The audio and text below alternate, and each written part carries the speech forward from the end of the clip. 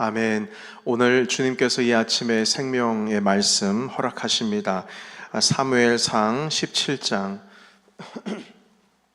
45절에서부터 49절까지의 말씀으로 읽겠습니다. 본래는 41절로 49절, 주보에는 기록이 되어 있지만 본문의 내용이 좀 길어서 45절부터 함께 읽도록 하겠습니다.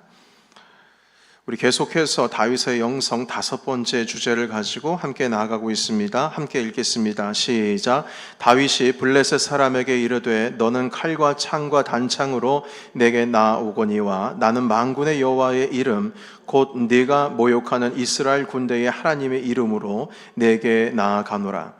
오늘 여호와께서 너를 내 손에 넘기시리니 내가 너를 쳐서 내 목을 베고 블레셋 군대의 시체를 오늘 공중의 새와 땅의 들짐승에게 주어 온 땅으로 이스라엘의 하나님이 계신 줄 알게 하겠고 또 여호와의 구원하심이 칼과 창에 있지 아니함을 무리에게 알게 하리라. 전쟁은 여호와께 속한 것인즉 그가 너희를 우리 손에 넘기시리라.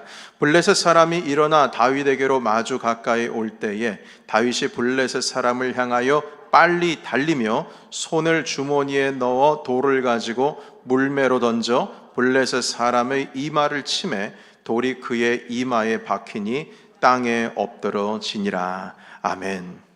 오늘 다윗의 영성 5번째 시간으로서 성실한 생활 영성의 힘이란 제목 가지고 주의 말씀을 함께 나누겠습니다. 제가 한국에서 부교육자로 사역을 하고 있을 때였습니다. 함께하고 있는 저의 교구의 리더들, 그러니까 우리로 말하면 사랑방장 혹은 이제 그쪽에서 이야기로는 구역장들 모임이 있었습니다. 한 50여 명과 함께 매주 화요일마다 모임을 가졌었는데 그때 특별히 제가 리처드 포스터라고 하는 영성학자가 쓰신 영적 훈련과 성장이란 책을 가지고 함께 매주 시간을 좀 나누고 있었습니다. 그래서 그 책을 읽고 그리고 교구에 계시는 구역장님들과 함께 이 말씀이 주고 있는 어떤 그런 지혜와 우리 영적 성장을 위해서 우리가 어떻게 해야 할지를 함께 나누고 있었는데 처음 시작할 때쯤에 그 리더분 중에 한 분이 저에게 조용히 오셔서 부탁의 말씀을 하나를 하셨어요. 그것은 무엇이냐면 자기가 난독증이라고 하는 병이 있답니다.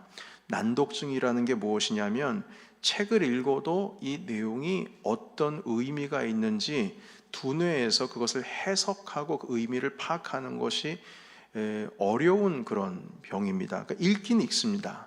한 문장 읽을 수는 있는데 그 읽고 나서 그것이 어떤 의미를 담고 있는지를 해석을 하려면 한국말로 읽었음에도 불구하고 해석이 안 되는 겁니다. 그래서 여러 번 반복해서 읽어야 하고 이해하기 위해서 여러 번 노력을 해야지만 읽을 수 있어서 어떤 사람은 그 문장 하나를 해석하는데 그냥 읽고 지나가면 되지만 이분에게 있어서는 4번, 5번, 6번 읽어야지만 그게 이해가 되는 거예요. 그래서 우리와 함께 이렇게 공부는 참여하고 싶어 해요. 함께 의지로 참여하고는 싶은데 그것을 읽고 나서 함께 나누는 가운데 있어서 자기가 좀 힘들 수가 있다. 그러니까 제가 그 대답을 잘 하지를 못해도 이해해 달라는 말씀을 좀 하시더라고요. 그래서 저희는 감사했죠. 왜냐하면 우리에게 자기의 약점을 함께 나누고 그리고 이해를 구하니까요. 충분히 이해합니다 하시면서 본인도 읽고 그렇지만 우리도 읽고 하면서 함께 그 책에 대한 내용을 습득하는 과정을 제가 경험했었습니다. 저는 그때 그런 병이 있는 줄 알았거든요. 그러니까 제가 그 난독증이라고 하는 것, 이런 병이 내 주변에 가지고 있는 사람이 있었구나라고 하는 걸 그때도 깨닫게 되니까 좀 느낌이 좀 희한하더라고요. 여튼 그분이 고생이 많았대요. 학교 다닐 때도 열심히 공부하려고 해도 아무래도 한계가 있죠. 책을 가지고 읽으면서 공부를 해야 되니까요. 놀림도 많이 당했다고 합니다. 그래서 제가 이 난독증에 대한 책을 하나를 읽다가 희한한 사실 하나를 발견했습니다. 전 세계에서 성공한 기업가들 중에 난독증을 앓고 있는 사람이 희한하게 많다는 거예요. 그 런던에, 영국이죠. 런던의 시티 대학교라고 하는 그곳에서 줄리 로건이라고 하는 교수가 있으신데 이분이 좀 조사를 했습니다. 연구를 했는데 자기가 분류한 성공한 전 세계 기업가들 중에 좀 이해는 안 됩니다만 3분의 1이 난독증을 앓고 있다고 합니다. 이게 믿기 어렵겠지만 사실이에요. 대학교에서 한 교수가 조사를 하고 연구를 하고 그것을 학계에다가 내놓을 정도면 여러분 이것을 우리가 과학적으로 이해를 해야 되겠죠. 사실이라는 겁니다. 그러면 난독증을 앓고 있는 이 사람에게 특별한 어떤 다른 능력이 있는 건가? 그런데 또 그건 아니랍니다. 다만 그 단점을 극복하기 위해서 그 단점을 대체할 수 있는 능력을 키우기 위해서 부단히 애를 썼다는 거예요. 그러니까 손으로 안 하면 뭐로 하는 거예요? 발로 하는 것처럼. 여러분 손으로 그림을 그리는 사람도 있지만 입으로 그림을 그리는 사람이 있지 않습니까? 그런 것처럼 어떤 뭔가를 그 난독증이라고 하는 것을 극복하기 위한 대체할 만한 능력을 개발하기 위해서 정말 애를 쓰고 공을 들였다는 거죠. 예를 들면 이런 경우입니다. 데이빗 보이스라고 하는 검찰 출신의 변호사가 있는데 이 변호사는 미국에서도 지금 현재도 아주 유능한 변호사랍니다. 마이크로소프트 회사를 상대로 소송을 해서 이긴 사람이고요. 캘리포니아 주에서는 동성 결혼을 반대하는 것 자체가 위헌이다. 이 판결을 이끌어낸 사람이랍니다. 승소 확률이 아주 높은 사람이고요. 그런데 이 변호사가 난독증을 가지고 있다는 거예요. 그러면 어떻게 변호사가 되었냐고요? 이해가 안 되죠. 더 놀라운 것은 이분이 예일 러스쿨을 졸업했어요. 여러분 예일대의 러스쿨을 졸업했다. 난독증을 앓고 있는 사람이 그것도 예일대를 졸업했다. 이게 이해가 되지를 않습니다.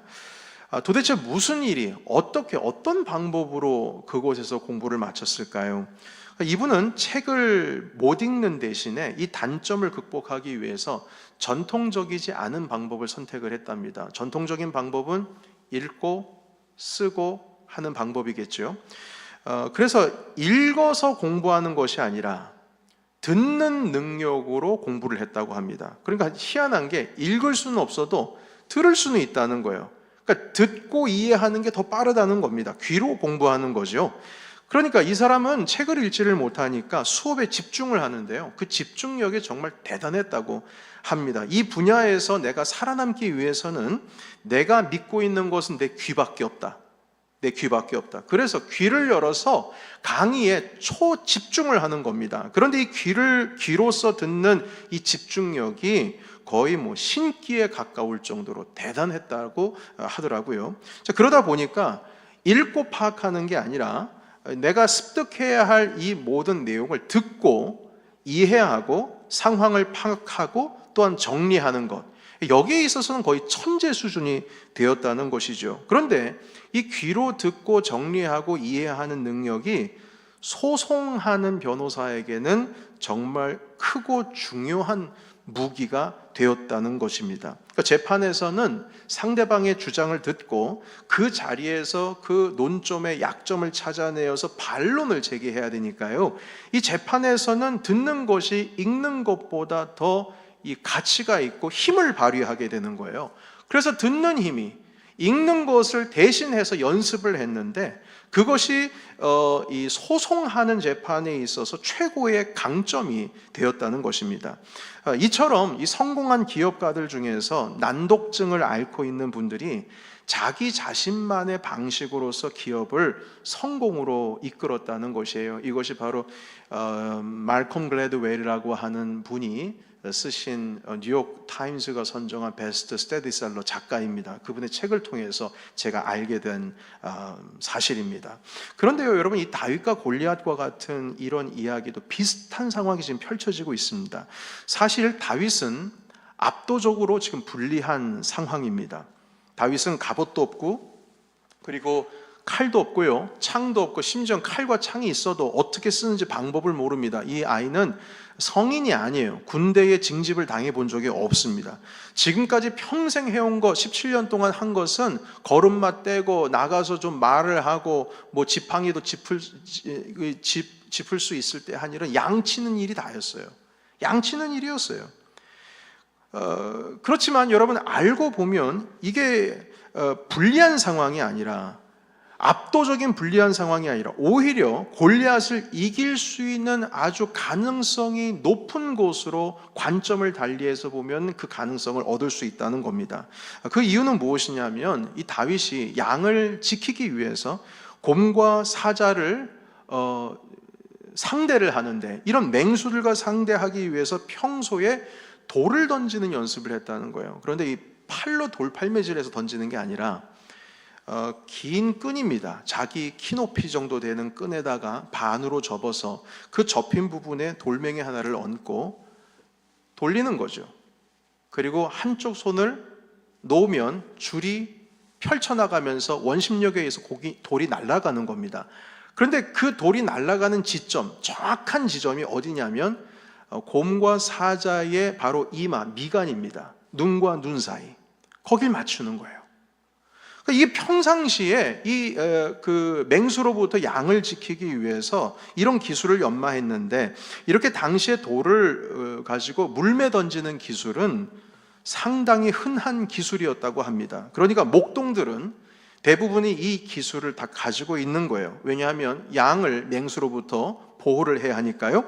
그리고 이 기술은 당시의 고대 군사 기술로도 발전을 했다고 합니다. 그래서 실제로 전투를 하는 가운데 말을 타고 자기에게로 달려서 다가오는 장수의 머리에 투석병이라고 하죠. 이 물매 던지는 기술을 가지고 있는 병사가 돌을 던져서 그 장수를 말에서 떨어뜨리는 그런 전쟁을 해왔다는 것이죠.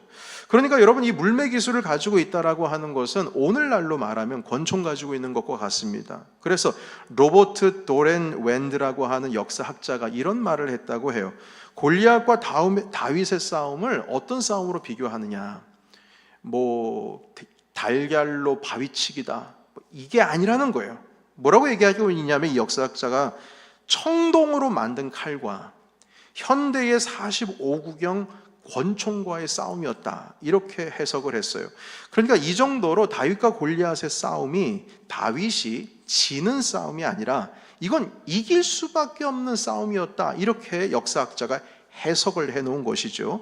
그리고 다윗도 자기 스스로가 이 싸움은 내가 이길 것을 이미 알았을 것이다, 이렇게 해석을 합니다. 다만 조건이 있습니다. 어떤 조건이냐? 물매 기술이 아주 정교해야 합니다. 던지는 기술뿐만 아니라 정확하게 골리앗이 투구를 썼을 때에 눈만 내어놓은 그 빈 공간에 돌을 던져서 맞출 수 있는 아주 날카롭고 정교한 기술을 갖췄을 때만이 골리앗을 쓰러뜨릴 수가 있다는 거죠. 다윗이 그 기술을 가지고 있었다고 하고 자기 스스로가 그 부분에 대해서 확신을 가지고 있었죠. 여러분, 그래서 이 다윗이 골리앗을 이길 수 있었던 것은 사실 하나님께서 함께 하시고 분명히 다윗에게 힘과 권세와 능력을 주셨습니다만, 우리가 봤을 때 어떤 갑작스러운 하늘에서 번개가 떨어지고 말입니다. 그리고 갑자기 골리앗이 공황장애가 왔다든지 이런 방식으로 해서 어떤 신비한 일이 일어나서 골리앗이 쓰러진 것이 아닙니다. 우리가 일상생활에서 다윗이 습득할 수 있었던 대단히 정상적이고 일상적인 것을 가지고 골리앗을 쓰러뜨렸다는 것이죠. 한마디로 대단한 어떤 신비한 영적인 힘이 아니었다는 겁니다.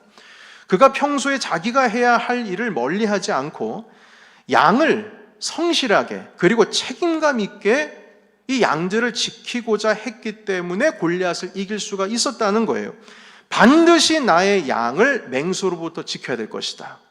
그 책임감과 의지를 가지고 성실하게 매일매일 돌을 던지는 연습을 했기 때문에 그가 평소에 가지고 있었던 일상의 삶 속에서 자기가 목동으로서 해야 할 일을 완수하기 위해서 성실하게 일을 했기에 결국 골리앗을 쓰러뜨릴 수가 있었다는 것이죠. 여러분, 만약에 다윗이 평소에 양을 치는 것을 게을리하거나 단순히 맹수로부터 안전한 집 근처에서만 양을 치는 그런 안일한 목동이었다면 이런 물매 던지는 기술을 갖추지 못했을 것입니다. 아무도 나를 도와줄 수 없는 어떤 환경, 그런 환경에서도 양들에게 풀을 여유롭게 먹이려면 반드시 자기가 이 양들을 지킬 수 있도록 물매 기술을 가지고 있어야 한다, 이 생각을 하고 있었던 것이죠.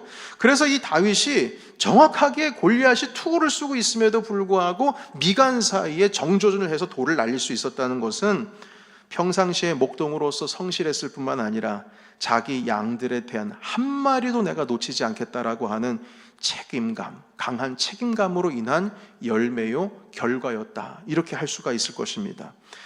여러분, 그래서 이 다윗의 일상의 성실함이 결국 이스라엘을 괴롭혔던 골리앗을 무찌를 수 있는 도구가 된 것입니다. 일상의 성실함이 말입니다. 그리고 그 성실함 때문에 모든 사람들이 골리앗을 두려워하고 있을 때 다윗 한 명만큼은 두려워하지 않았어요. 물론 그 두려움이 없는 그 가운데에는 하나님께서 나와 함께 하신다라고 하는 믿음도 강했었지만, 내가 분명히 저 골리앗을 쓰러뜨릴 수 있다. 왠 줄 아십니까? 다윗이 사자와 곰을 쓰러뜨린 게 한두 번이 아니기 때문이에요. 할 수 있다. 사울에게도 얘기합니다. 사울 왕이셔.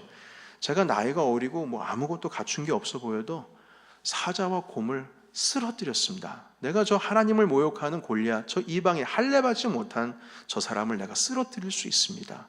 담대하게 확신 있게 얘기하고 왕의 부름을 받아서 골리앗 앞으로 나갔던 것이죠. 여러분, 이런 관점으로 보게 되면 골리앗을 쓰러뜨린 두려움 없는 다윗의 모습과 이 영성, 여러분, 우리가 쫓아가지 못할 대단한 것이 아닙니다.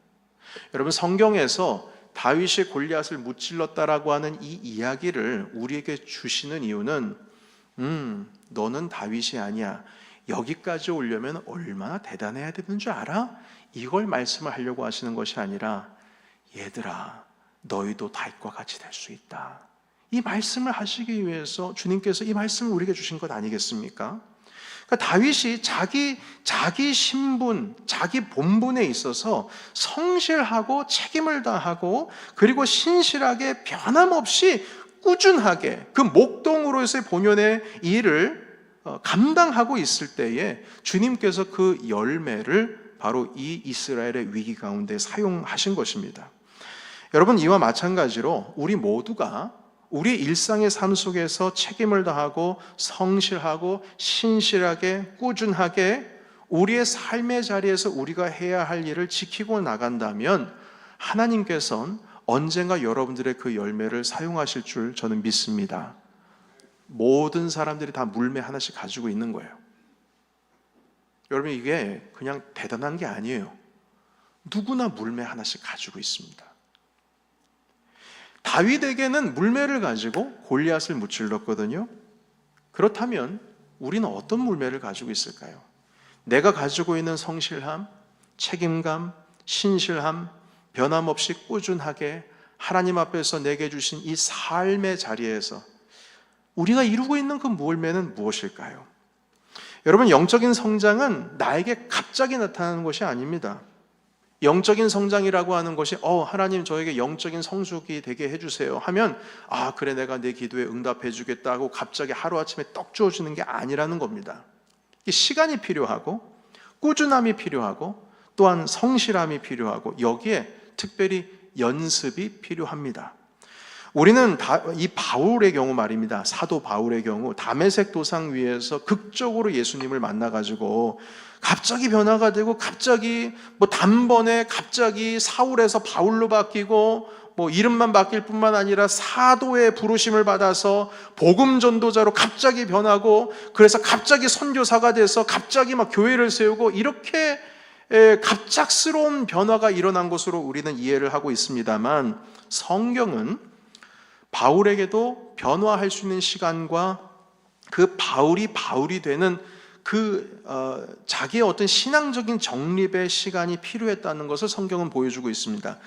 예수님께서 살아계시고, 그리고 그분이 구원자라고 하는 것을 분명히 다메섹 도상 위에서 경험하고 영접한 것은 사실이지만, 거기에서부터 사도가 되기까지, 그리고 복음 전도자가 되기까지 준비의 시간이 필요했다는 겁니다. 여러분, 신학자들은 적어도 바울이 이렇게 바뀌는 데에 시간이 어느 정도 걸렸냐면 13년이 걸렸다고 이야기하고 있습니다. 바울이 안디옥에서 파송당해서 1차 선교행, 2차 선교, 3차 선교행을 마치기까지 몇 년이 걸렸냐면 12년이 걸렸는데, 그래서 우리가 알고 있는 무슨 골로새서, 에베소서, 데살로니가 전후서, 디모데 전후서, 로마서, 이거 다 12년 안에 쓰여진 책들입니다. 그런데 그 12년 동안의 사역을 마치고 그리고 순교를 했는데, 그 10년의 활동을 하기 위해서 몇 년 준비했냐? 13년 준비했습니다.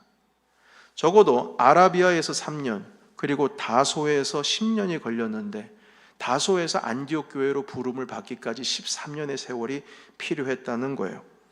여러분, 바울도 시간이 필요했어요. 예수님을 만났지만 이 혼란스러운 신학 사상을 다시 재정립해야 됐습니다. 예수님이 죽은 줄 알고 제자들이 그 시체를 가지고 도망한 줄 알았는데, 죽은 줄만 알았던 그 주님이 내 앞에 나타나셨다. 그리고 나에게 콜링하셨다, 부르셨다. 이런 혼란스러운 상황 속에서 자기의 세계관을 재정립해야 되는 시간이 필요했고, 바울이 쓴 이 신약의 꽃이라고 말하고 있는 로마서가 갑자기 떡하니 등장한 게 아니라는 거예요. 그 시간이 필요했다는 것이죠. 다시 말해서 여러분, 다윗에게는 목동으로서 그 물매 기술을 연마하는 시간이 필요했다면, 바울에게도 성실하게 책임감 있게 복음의 빚진 자로서 꾸준히 믿음의 변함없이 자기 자신을 세워가는 시간이 필요했다는 것입니다. 그리고 그는 평생 꾸준했어요. 13년 변화의 시간도 꾸준했고 12년 동안 복음을 전파하는 시간도 꾸준했습니다. 성실했습니다. 믿음의 변함이 없었습니다. 수많은 고통에 몰려왔고, 그리고 자신은 간질이라고 하는 병을 앓고 있었고, 그리고 자기가 세운 교회에서 핍박을 당하고 있었고, 감옥에 수없이 갇혔고, 거짓 이단 사상이 들어오게 되었고, 그 가운데에 감옥에 갇혀서 저기 멀리 있는 에베소 교회와 골로새 교회에 도저히 목회적인 영향력을 끼치지 못했을 때에 편지라도 써가지고 교회를 세웠다는 거예요.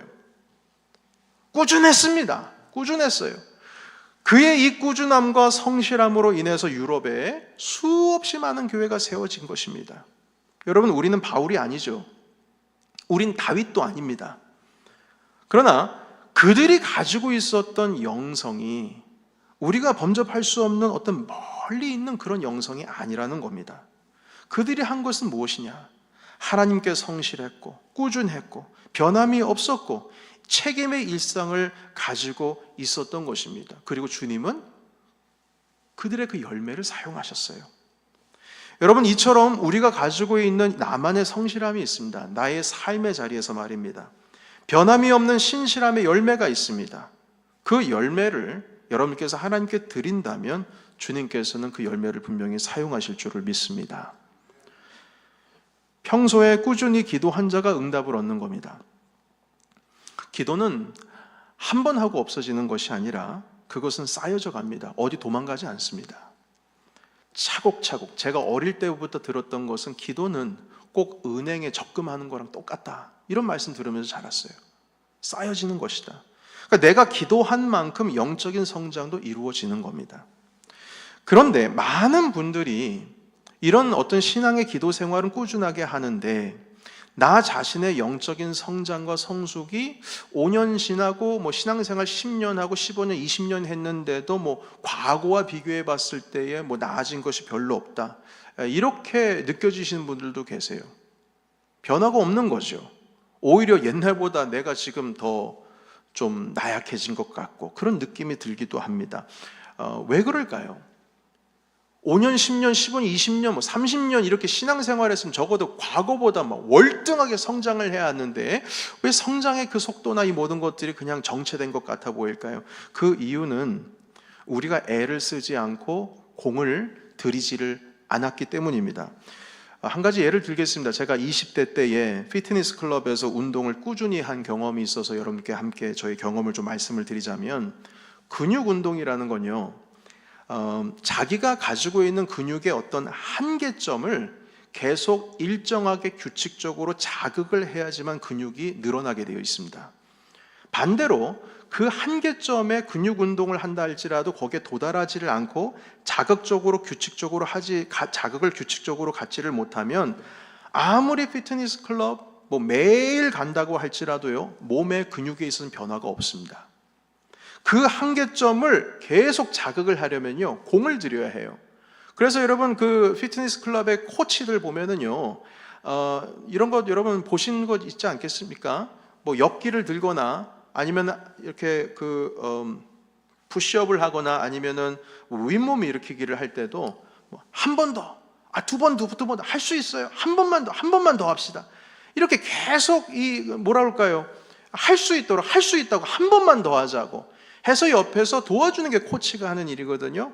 그런데 그 한 번 더, 두 번 더 그게 무엇이냐면 내가 할 수 있는 그 한계점을 계속 자극하는 겁니다. 그것을 통해서 근육이 늘어나는 거예요. 근육의 피로를 자극을 계속 규칙적으로 줄 때에 근육이 늘어나게 되어 있어요. 여러분, 피트니스 클럽에 매일 간다고요? 하루하루 빠지지 않고 규칙적으로 아무리 나아가도, 아무리 그런 성실함이 있다 할지라도 실질적으로 근육 운동할 때 그 한계점에 자주 도달하지를 못하면 여러분, 달라지지 않습니다. 그냥 그대로예요. 아령 운동을 10번만 하면 되는구나, 이게 아니라 20회씩 적어도 5번의 세트를 정기적으로 일주일에 3회 이상을 해야 그 한계점을 계속 자극하고 뛰어넘을 수가 있습니다. 다시 말해서 이런 말씀을 드리는 이유는 공을 들여야 된다는 겁니다. 제가 여기 미국에 와서도 LA 피트니스라고 하는 그 클럽을 몇 년 동안 제가 다닌 적이 있는데요. 거기 가면은요, 열심히 운동한 사람도 있지만 갖출 건 다 갖췄어요. 헤드폰도 끼고 운동하려고 준비 다 해놓고 이어폰도 끼고 하는데 동영상만 보고 그 음악만 듣는 사람이 있어요. 그냥 의자 사이클에 딱 앉았는데 발은 그냥 굴러가긴 해요. 근데 그걸 막 땀을 빼면서 열심히 하는 게 아니라 음악 보면서 또 들으면서 영상 보면서 그냥 다리를 그냥 굴러갑니다. 그 정도 가지고는 안 되는 거예요. 백날 해보십시오. 되나? 매일매일 성실하다고요? 꾸준하다고요? 안 됩니다. 한계점을 쳐야 된다는 것입니다. 여러분, 마찬가지로 교회에 매 주일마다 출석한다고 해서 신앙 성숙하는 거 아닙니다. 예배만 참석했다고 말씀만 들었다고 해서 성장하는 게 아니에요. 공을 들여야 합니다. 애를 써야 해요. 오늘 말씀을 들었으면 그 말씀을 그냥 오늘 듣고 그냥 끝내는 것이 아니라 나의 일상의 삶 속에서 그 말씀을 적용하기 위하여 어렵고 힘든 그 한계점을 계속 자극해야 된다는 것이죠. 여러분, 다윗이 물매 던지는 기술을 연마한다고 했을 때 목표물을 정하지 않고 그냥 돌을 아무데나 허공에다 던지는 연습만 했다면 골리앗 쓰러뜨리지 못했을 것입니다. 심지어 골리앗 앞에서 내가 너를 쓰러뜨리겠다라고 한 말도 못했을 거예요. 정확하게 사자를 쓰러뜨리기 위해서, 곰을 쓰러뜨리기 위해서 평상시에 작은 물체를 맞추려고 하는 노력을 했을 것입니다. 그런데 처음에는 그게 불가능하겠죠. 수박통 같은 큰 돌을 하나 놓고 맞추다가 시간이 지나면 조금씩 작은 물체를 맞출 수 있도록 노력을 하는 겁니다. 공을 들여야 된다는 것이죠. 그리고 아주 작은 물체를 맞출 수 있는 실력까지 나왔으면 이제는 가만히 서서 맞추는 것이 아니라 어떻게 해요? 달려가면서도 물매 기술을 던져서 그걸 맞출 수 있어야 되는 겁니다. 왜냐하면 맹수는 자기가 오고 싶은 그 경로대로 오는 것이 아니라 뛰어다니는 것인가, 자기도 뛰어가면서 도망가는 그 맹수를 쳐야 되지 않겠습니까? 그래서 오늘도 말씀 보시게 되면 골리앗을 향하여서 다윗이 달려가면서 돌을 던졌습니다. 그리고 정확하게 이마에 박히게 되었죠. 여러분, 다윗도 그런 어떤 훈련의 강도와 자기의 어떤 한계점을 자극하고 뛰어넘어서 골리앗을 쓰러뜨릴 수가 있었던 것입니다. 우리도 기도 생활도 마찬가지예요. 매일 새벽 기도에 나오신다고 해서, 매일 정한 시간에 기도한다고 해서, 매일 큐티한다고 해서 우리가 훈련이 되고 성장하는 것이 아닙니다. 공을 들여야 해요. 믿음의 한계점을 넘어서야 된다는 것입니다. 어떤 스님이 설법하는 자리에서 이런 말을 한 적이 있습니다. 영상으로 제가 요즘에는 그 유튜브 때문에 하여튼 얻는 정보들이 참 많이 있습니다. 제가 스님의 설법도 들을 수가 있으니까요. 그런데 거기서 법륜께서 그러신 말씀하셨어요. 뭐라고 하셨냐면, 여러분 기도하는 거 아닙니다. 기도하는 거 아니에요. 예, 여러분 지금 기복을 하고 있는 겁니다. 기복, 복을 구한다는 거죠. 기복으로는 깊어질 수가 없어요. 기복이 아니라 기도를 해야 합니다. 이런 얘기를 했어요. 여러분 놀라지 않습니까? 이제 스님께서 하신 말씀에 목사가 맞다, 맞는 말 하신다, 이런 제 마음도 이게 오는 바가 좀 있었어요. 여러분, 우린 기도 훈련이 아니라 기복 훈련을 하고 있는 중일 수도 있어요. 뭘 해달라고 주님께 요구만 했지, 내가 정말 공을 들여서 주님과 교제를 하고 있는가? 하나님의 성품을 닮아가려고 하고 있는가? 하나님의 온유함과 성실함과 지혜와 그 신실하심을 우리도 지금 따라가고 있는가? 묻지 않을 수가 없는 겁니다. 여러분, 교제를 하면 닮아가게 돼 있습니다. 부부가 시간이 지나면 닮아간다는 의미는 어떤 의미냐면, 여러분 심리학적으로 과학적으로 맞아요. 비슷한 사람끼리 있는 것이 아니라 서로 다른 사람이 있다 할지라도 함께 교제하고 함께 있는 시간이 있다 보면 서로 닮아갑니다. 마찬가지로 우리도 주님과 교제를 해야 되는 것이죠. 기도 생활은 꾸준히 하고 새벽 기도에 빠지지 않고 그 기도의 신앙의 어떤 세월이 10년, 20년 가고 있음에도 불구하고 내가 변하지를 않는다면 그것은 기도 생활이 아니라 기복 생활을 하고 있는 중일 수도 있습니다. 주님과 교제가 안 되는 거죠. 기도는 하나님과의 교제입니다. 교제가 깊어지면 주님을 배우고 하나님 안에 거하고, 그러다 보면 우리가 주님을 닮아가는 겁니다. 하나님을 닮아가는 것도 공을 들여야 해요. 애를 써야 한다는 겁니다. 내 믿음의 한계점을 자극하고 뛰어넘어야 된다는 것이죠. 여러분, 우리가 하나님의 말씀을 통해서 꾸준히 기도를 통하여 성숙하기를 원하신다면 우리의 태도는 정말 공을 들여야 합니다. 애를 써야 된다는 겁니다. 여러분, 하나님 앞에 주님, 제 마음에 시기하는 마음이 있어요. 시기하는 마음이 있어요. 주님, 이거 고쳐주세요. 그럼 주님이 그거 갑자기 고쳐주십니까? 하루아침에 우리의 마음이 바뀝니까?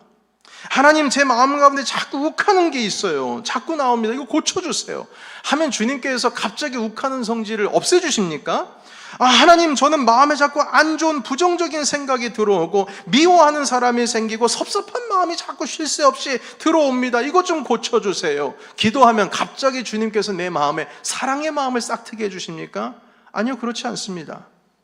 하나님, 제 마음 가운데 시기하는 마음이 있어요. 고쳐주세요. 만약 그 기도를 하신다면 하나님께서는 시기하는 것을 뛰어넘을 수 있도록 시기할 수밖에 없는 상황을 우리에게 주실걸요? 여러분, 안 그럴까요?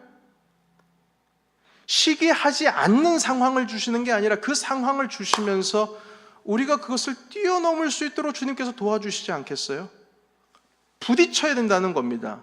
그 한계점을 계속 자극을 해야 된다는 것이죠. 내 마음 가운데 미워하는 사람이 자꾸 생겼는데 하나님, 이 모든 환경에서 내가 이기게 해주세요 라고 하면 그 환경을 없애주시는 것이 아니라 그 환경을 이길 수 있도록 미워할 수밖에 없는 상황을 주님께서 우리에게 주시지 않을까요? 여러분, 공을 들여야 합니다. 애를 써야 된다는 것이죠. 다윗이 훈련했던 것처럼 그렇게 공을 들여서 훈련해야 된다는 것입니다. 우리의 삶 속에서, 기도의 삶 속에서 규칙적으로 그 한계점을 자극을 해야 된다는 겁니다. 여러분, 제가 이 말씀을 나눌 때에 어떤 생각이 들었냐면, 어떤 영적인 원리를 여러분들과 함께 말씀을 나누면 이 원리를 적용을 해야 되잖아요. 그런데 많은 분들이 그 적용을 하는 데까지 에너지를 안 쏟으려고 하시더라고요. 그냥 말씀 듣고 그냥 주일날 이 아침에 끝나고 집에 가면 이제 이 말씀과 전혀 동떨어진, 그러니까 에너지를 쏟지를 않는 거죠. 여러분, 학교에서 공부를 하면 복습이라는 게 있습니다. 프랙티스를 해야 되는데 그게 안 되는 거예요. 원리를 알면 뭐합니까? 연습을 해야죠. 그래서 생각하는 어떤 그러한 여유가 없으신 것 같아요. 그래서 오늘은 제가 여러분 생각할 필요 없이 적용할 수 있는 거 몇 가지를 좀 말씀을 드리고자 합니다. 뭐 그렇게 구체적이진 않아요. 만약 여러분들께서 시기하는 마음을 좀 고침을 받고 싶다, 그러면 40일을 정하세요. 딱 정하시고, 하나님, 이 40일 동안에는 어떤 상황이든 내가 시기하지 않도록 의도적으로 제가 제 마음을 눌러보겠습니다.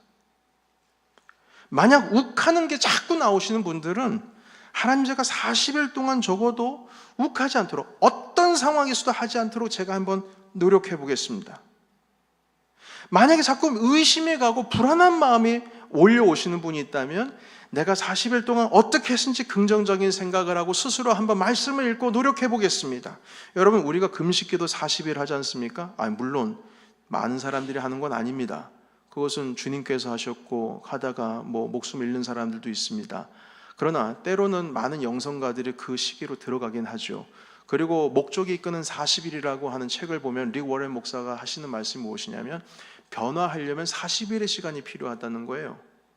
그런데 금식기도에 40일이라고 하는 개념이 있다면 내 영적인 습관을 변화시킬 40일의 시간이 필요한 것입니다. 내 마음을 다스리는 훈련, 내 욱하는 것을 참는 40일 동안의 훈련, 내 입에서 남의 흉을 의도적으로 보지 않으려고 40일을 훈련하는 것입니다. 스스로. 여러분, 이렇게 40일을 1년 동안에 계속 하면 지치니까 1년 동안에 4세트 한번 해보세요. 꼭 피트니스 클럽 가가지고 아령을 한 번 드는데 20회씩 5개 세트 일주일에 3번 하듯이 한번 해보세요. 1년 동안에 4세트면 총 4 곱하기 40은 160일입니다. 의도적으로 만약에 여러분께서 기도하는 생활 습관과 함께 그런 마음의 훈련을 의도적으로 공을 들이고 애를 쓰신다면 여러분, 1년 뒤에 확 달라졌을걸요? 달라질 겁니다. 분명히 달라질 거예요. 여러분, 우리 애를 써야 합니다. 공을 들여야 한다는 거예요. 여러분, 항상 약속 시간 10분 정도 늦으시는 분이 있습니다. 처음에는 실수인 것 같은데 이게 반복되면, 실수가 잦아지면 실수가 아닙니다. 그건 뭐예요? 실수가 아니고 뭐죠? 그건 습관입니다. 좋은 습관은 훈련으로 되는 거지만 이 나쁜 습관도 훈련이 됩니다. 어떤 훈련이요? 반복되면 그게 훈련이죠. 그리고 그 습관이 결국 나 자신이 되는 거예요. 많은 사람들 앞에서 나는 10분 항상 늦는 사람이다. 이게 자기 자신을 나타내는 것이 되는 겁니다. 이 말씀을 드리는 것은 무엇이냐면, 다시 말씀을 드리지만 다윗이 골리앗을 쓰러뜨린 것은 성실하게 목동으로서 자기의 있는 삶의 자리에서 공을 들였기 때문입니다. 하나님께서 그 열매를 사용하셨듯이 우리가, 주님께서 나에게 주신 삶의 자리가 있어요. 교회에서도 삶의 자리가 있고, 그리고 여러분들의 가정에서도 삶의 자리가 있고, 일터에서도 있고, 이웃과의 관계 속에서도 마찬가지입니다. 그곳에서 애를 쓰며 살아갈 때에 비로소 하나님께서 내가 가지고 있는 공을 들인 그 물매를 언젠간 분명히 사용하여 주실 줄 믿습니다. 여러분, 이렇게 생각하셔야 됩니다. 내 이웃, 내 형제를 사랑하지 않고서는 하나님을 사랑할 수 없다 말씀하셨죠? 요한 1서 4장의 말씀입니다. 마찬가지입니다. 우리의 삶의 자리가 성실하지 못하면 하나님을 향해서 우리는 성장할 수 없습니다. 나의 삶의 자리에서 신실하지를 못하면 하나님을 향해서도 신실하지 못하고, 내 삶의 자리에서 내 이웃을, 형제를 사랑하지 못하면 내 하나님을 사랑할 수 없습니다. 그대로 연결이 됩니다. 하나님 사랑과 이웃 사랑이 연결이 되어 있어요. 여러분, 따라서 여러분들이 어떤 사업을 하시든, 여러분 일터에서 아니면 가정에서 무슨 일을 하시든 항상 성실하시고 신실하시기를 예수의 이름으로 축원합니다. 이게 쌓여져야 해요. 기도의 시간도 마찬가지입니다. 교회를 향한 헌신도 마찬가지입니다. 신실함이라고 하는 것은 종교적인 단어가 아닙니다. 하나님 앞에서만 신실한 것이 아니라 나의 삶의 모든 자리에서 신실해야 합니다. 그것이 곧 하나님을 향한 신실함입니다. 말씀 정리하겠습니다. 다윗에게 있어서 골리앗은 갑자기 나타났습니다. 하나님께서 다윗에게, 다윗아, 내가 한 3, 4개월 뒤에 골리앗을 내 앞에 보낼 텐데 그때 골리앗을 쓰러뜨리기 위해서 오늘부터 돌 던지는 연습을 해라 하셔가지고 골리앗을 보내주신 게 아니었어요. 갑자기 등장해요. 마찬가지입니다. 우리의 삶 속에서도 골리앗이 갑자기 등장해요. 그러면 어떻게 그 골리앗을 쓰러뜨릴 수 있느냐? 그 쓰러뜨릴 수 있는 것은 골리앗이 갑자기 나타났을 때 내 주변에 있는 돌멩이 뭐 있나 이렇게 살펴보고 그걸 가지고 이걸 던지면 낫겠지, 뭐 다윗도 했으니까 나보다 한번 해보지, 이렇게 해서 쓰러뜨릴 수 있는 게 아니라는 겁니다. 평상시에 우리의 일상의 생활 속에서 꾸준히 신실하게 성실하게 변함없이 나의 신앙의 열매요 또한 나의 생활의 열매가 준비가 되었을 때 그 골리앗이 쓰러지는 것입니다. 여러분, 언젠가 우리 앞에도 수많은 골리앗이 갑작스럽게 들이닥칠 것입니다. 그때 여러분 어떻게 하시겠습니까? 따라서 지금 현재의 이 순간이 우리의 영성입니다. 지금 여러분들이 지금 여기 앉아 계신 그 현재의 모습이 바로 여러분들의 영성이에요. 내가 어떤 모습으로 오늘 서 있느냐에 따라서 골리앗을 쓰러뜨릴 수 있을까 없을까는 그때 판가름이 나는 것입니다. 그런데 지금까지 내가 주님 앞에서 신실했던 것처럼 내 삶 속에서 신실하고 주님을 향해서 변함이 없었듯이 삶 속에서 변함이 없는 최선을 다하고 성실하게 공을 들이고 애를 쓴 삶을 살아났을 때 내 앞에 서 있는 골리앗은 주님께서 내게 주신 능력으로 말미암아 그것을 무찌를 수 있을 것입니다. 이 믿음을 가지시고 여러분들의 삶 가운데에 서 있는 그 골리앗을 우리 일상의 영성으로서 너끈히 쓰러뜨리시는 저와 여러분이 되시기를 예수님의 이름으로 축원합니다. 아멘. 기도하겠습니다. 우리 함께 기도할까요? 여러분 모두가 다 하나의 물맷돌 하나씩 가지고 있습니다. 그것을 어떻게 훈련시키느냐에 따라서 골리앗을 이기느냐 못 이기느냐 그것입니다. 여러분, 골리앗이 쓰러진 것은 신비로운 영적인 능력이 아닙니다. 목동으로서 다윗이 평상시에 열심히 살았기 때문에 그게 가능한 것이었습니다. 주님께서는 우리에게 그런 영성을 요구하십니다. 갑자기 번개가 떨어져서 골리앗이 쓰러진 게 아니란 말입니다. 여러분, 이 시간 함께 기도하실 때 하나님, 오늘도 주님을 향한 신실함이 내 이웃을 향해서 그리고 내 가족을 향해서 내 교회를 향하여서 내가 신실하게 주님 앞에 서 있기를 원합니다. 공을 들이게 하옵소서. 내가 애를 써서 그리스도의 장성한 분량에 이르기를 원합니다. 우리 함께 기도하시며 주님 앞에 나아가겠습니다. 함께 기도하겠습니다. 살아계신 하나님 아버지, 오늘 이 시간 주신 말씀을 통하여서 주님 앞에 성실함과 변함이 없는 모습으로 서 있는 것처럼 우리의 삶의 자리에서도 그렇게 성실함과 변함이 없는 모습으로 주님 앞에 서 있기를 원합니다. 일상의 생활 속에서 꾸준하게 성실하게 변함없이 신실한 내 신앙의 열매와 삶의 열매가 준비되게 하시옵소서. 다윗은 목동으로서 생활을 성실하게 했기에 다윗이 골리앗을 쓰러뜨릴 수가 있었습니다. 하나님, 우리의 기도의 생활에도 습관이 되기를 원합니다. 예수 그리스도께서는 하루아침 일찍 일어나서 매일 주님을 찾았고 한적한 곳에 가셔서 기도하셨습니다. 주님께서는 또한 모든 사역을 마치시고 그 늦은 밤에 산 위에 올라가셔서 기도하셨습니다. 그 기도가 쌓여져 십자가까지 나아갈 수가 있으셨습니다. 제자들은 그 기도의 습관을 배워 베드로와 요한은 성전 미문에 앉아있는 그 안전뱅이를 성전에 기도하러 가는 그 동안에 하나님 아버지 그 자리에서 일으켜 세웠습니다. 하나님 아버지, 이 기도의 삶이 꾸준히 쌓이고 쌓여져서 하나님의 놀라우신 은혜의 자리 가운데 이게 기적의 역사가 일어났듯이 하나님, 우리의 삶의 자리에서 성실하게 내 한계점과 내 임계점을 자극하고 뛰어넘음으로 말미암아 하나님 아버지, 어떤 상황 속에서도 갑작스럽게 나타난 골리앗도 하나님 예수 그리스도의 이름으로 쓰러지도록 주님 인도하여 주시옵소서. 살아계신 하나님 아버지, 오늘 이 시간 주님 앞에 이 말씀을 붙들고 기도합니다. 예수님께서도 새벽마다 한적한 곳에 가셔서 기도하셨고, 그리고 밤마다 모든 사역을 마치시고 주님 앞에 나가서 기도하셨습니다. 결국 기도하시다가 로마 병정에 체포가 되셨고, 기도하시는 가운데 십자가로 끌려가셔서 그 위에 오르실 수 있으셨습니다. 그 제자들 함께 기도하기 위해서 함께 따라갔던 베드로와 요한은 주님께서 승천하신 후에 성전에 기도 시간에 기도하러 가다가 성전 비문에 앉아있는 그 안전뱅이를 일으켜 세웠습니다.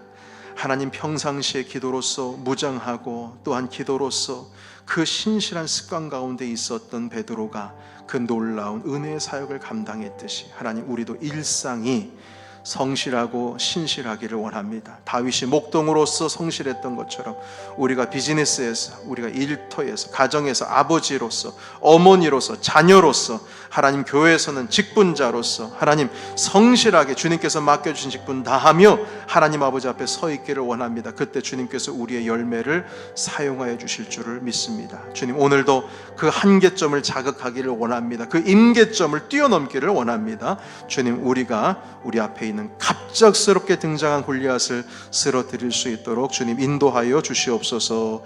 예수님의 이름으로 기도하옵나이다. 아멘.